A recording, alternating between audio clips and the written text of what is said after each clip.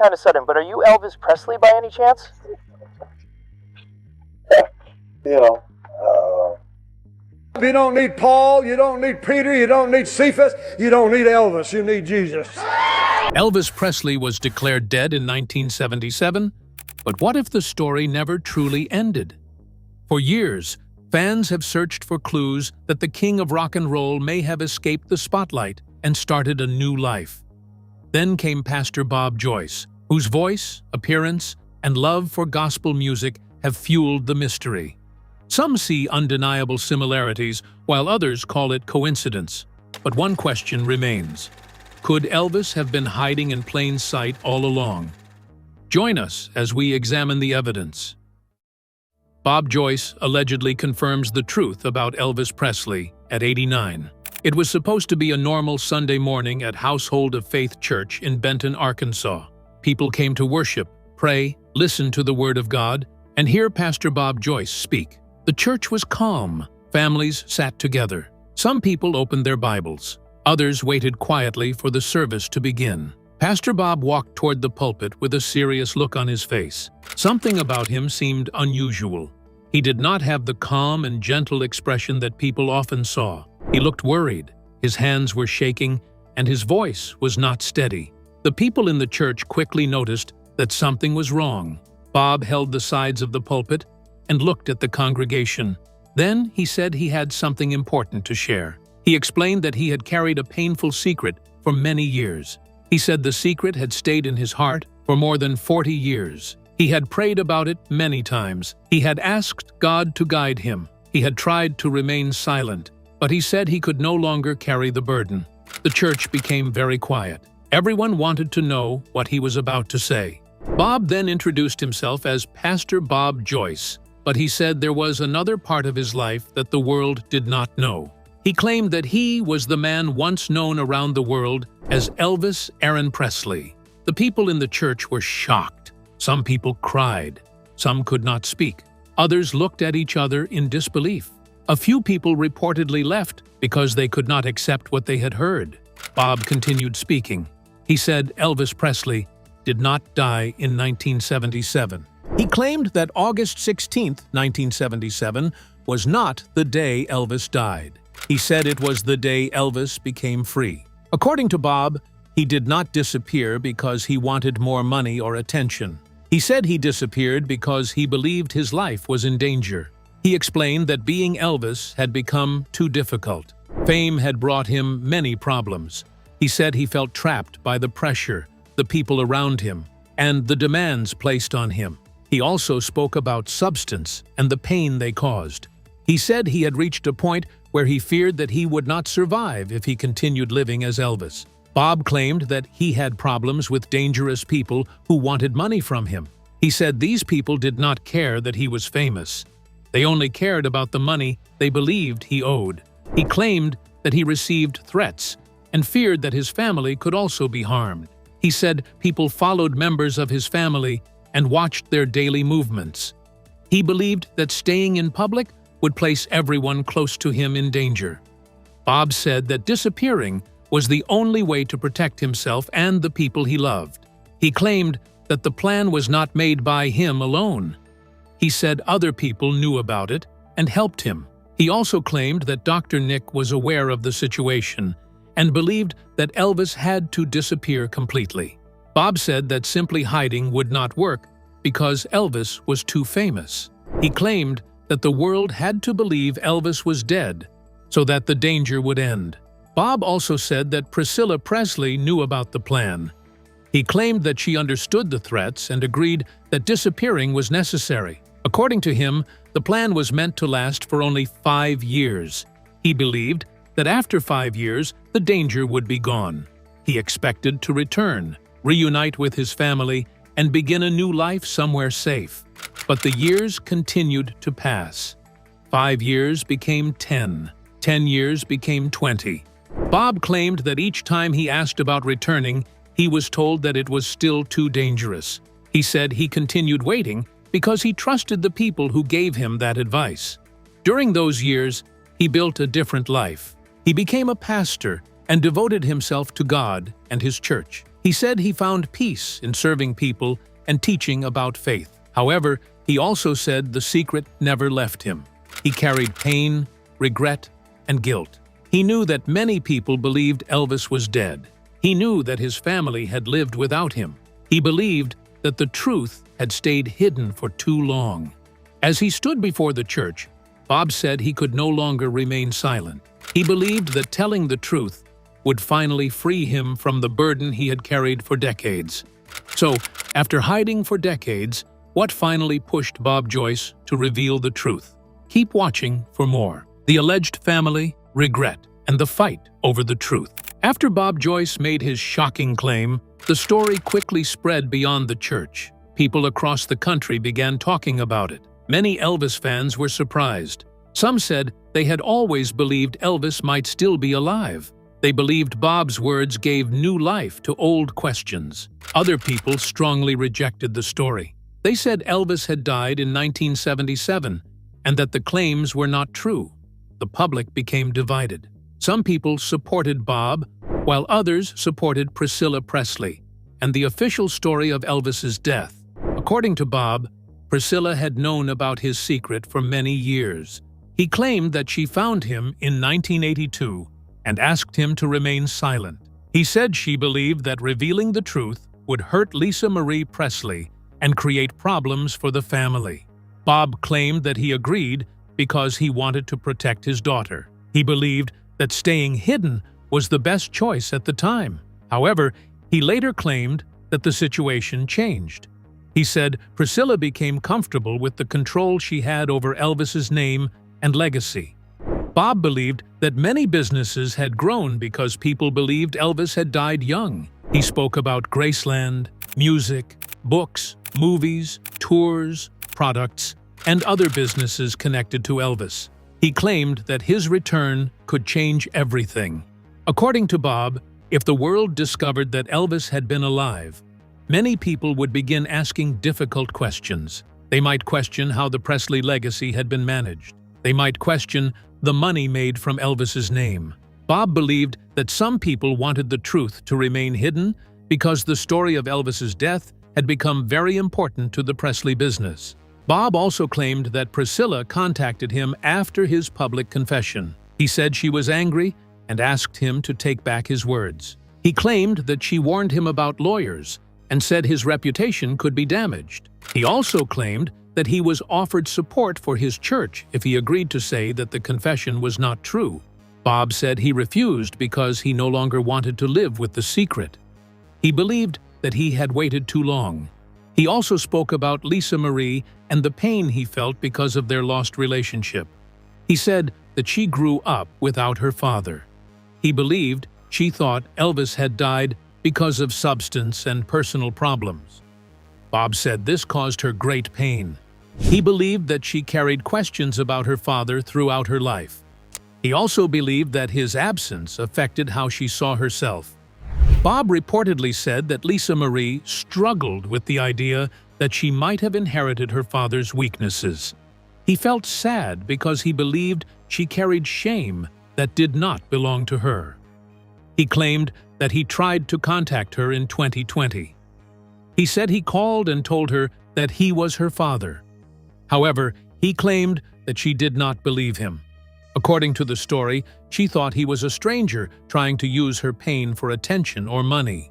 Bob said she ended the conversation. He later learned that she had died without accepting his claim. This became one of his deepest regrets. He said that he had stayed alive, but lost the chance to be a father to his daughter. He believed that his decision to disappear had protected his life, but destroyed important relationships. Bob said he became a pastor because he wanted to live a better life and serve God. He found peace in helping people. Yet, he continued to feel guilty about the past. He believed that he had failed his family. He said he had failed as a husband and father. He also believed that he had allowed a secret to control his life for too long. As his health became worse, Bob said he began thinking about death.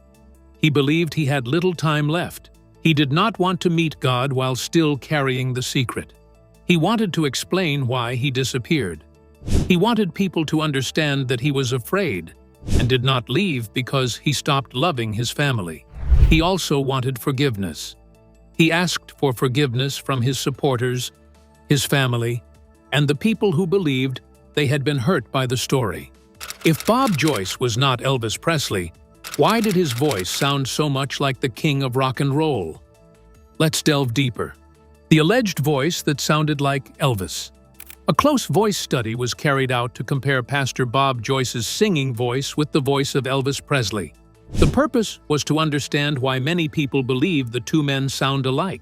For many years, people have listened to Bob Joyce sing and noticed that his voice sounds very close to Elvis's.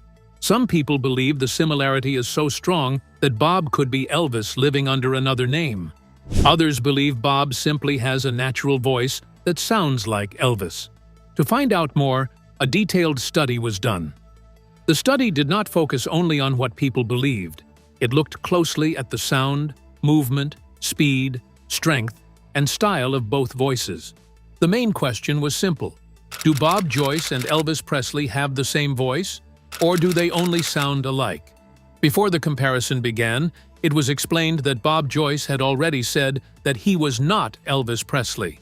The analyst also believed that many people wanted the story to be true because Bob's voice sounded so much like Elvis's. When people hear Bob sing, they quickly notice his deep voice and the way he uses sounds linked to Elvis. Because of this, some listeners may believe the two men are the same without looking closely at the small details. However, a proper voice study needs more than a quick listen. A person must study how a singer holds notes, moves between notes, changes sound, and uses different parts of the voice. The comparison showed that Bob and Elvis have many strong similarities. Their voices sound especially close in the middle part of their singing range. Both men have a deep, warm, and heavy sound. Bob's voice carries a strong feeling that reminds many people of Elvis. The way he sings, holds certain notes, and adds emotion also makes the similarity stronger. For many ordinary listeners, the difference may be difficult to hear. A person who does not study music may listen to Bob and think the voice belongs to Elvis. However, similar voices do not always belong to the same person.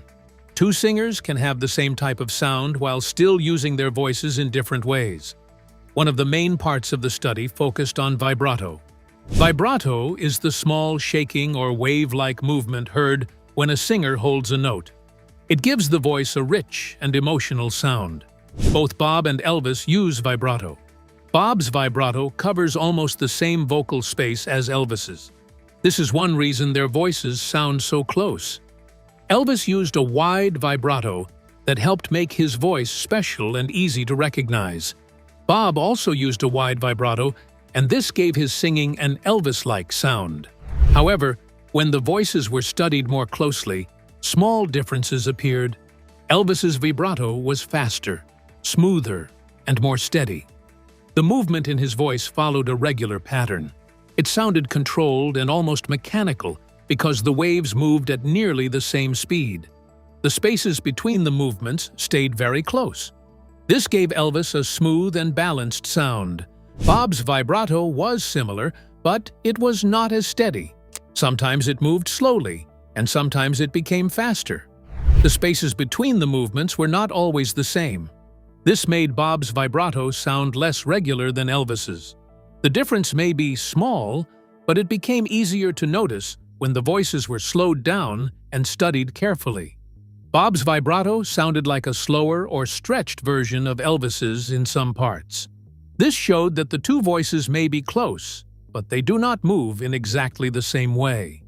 Another part of the study looked at how both singers moved between notes. Bob often used vocal slides. A vocal slide happens when a singer moves smoothly from one note to another instead of changing quickly. Elvis also used this method, but Bob appeared to use it more often. Bob regularly moved his voice upward or downward before reaching the main note. This gave his singing a smooth and flowing sound. It also made his style sound close to Elvis's.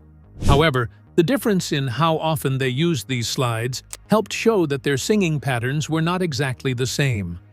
The closest part of their voices was found in the middle range.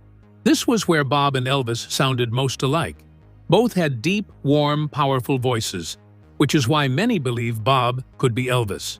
Most listeners focus on the overall sound rather than vocal details. However, the difference became clearer on higher notes. As Bob sang higher, his voice grew lighter and cleaner, while the deep, heavy quality that defined his middle voice became less noticeable. His higher voice sounded softer and slightly airy. He could still reach the notes, but the sound did not remain as full. Elvis's voice behaved differently. When Elvis sang higher, he kept more strength and body in his voice. His sound remained deep, rich, and powerful. He did not lose as much of the heavy quality heard in his lower and middle voice. If the voices sounded so close, could the clues in Pastor Bob's life reveal an even deeper connection to Elvis Presley? Let's learn more. The clues that keep the mystery alive. Pastor Bob Joyce has become part of a long and strange mystery.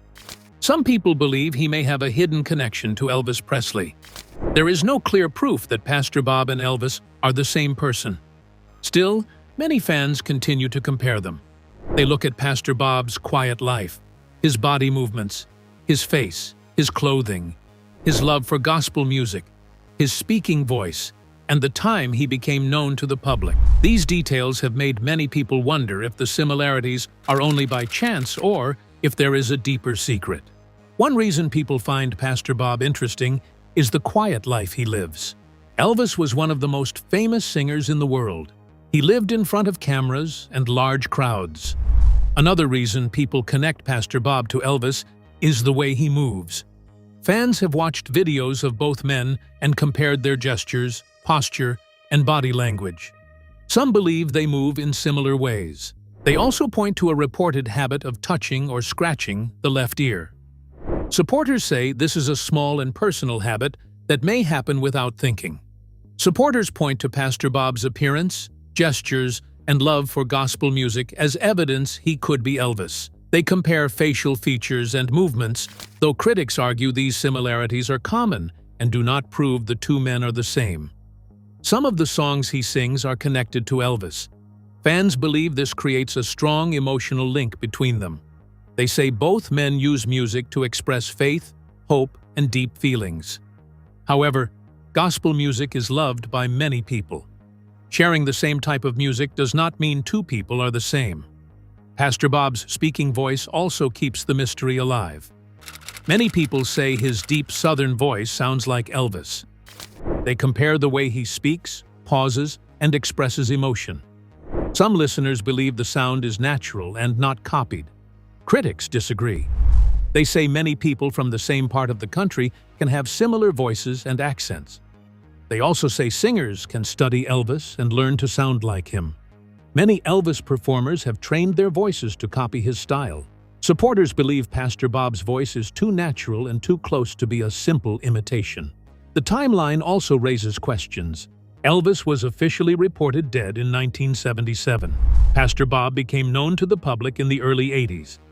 Some people believe the years between these events could have given someone time to leave fame behind and begin a new life. What do you think about Pastor Bob and Elvis Presley being the same person? Share your thoughts in the comments section below. Thanks for watching. If you found the mystery surrounding Pastor Bob Joyce, his striking similarities to Elvis Presley, and the questions about the King's hidden identity fascinating, please like, subscribe, and watch the next video for more stories. See you there.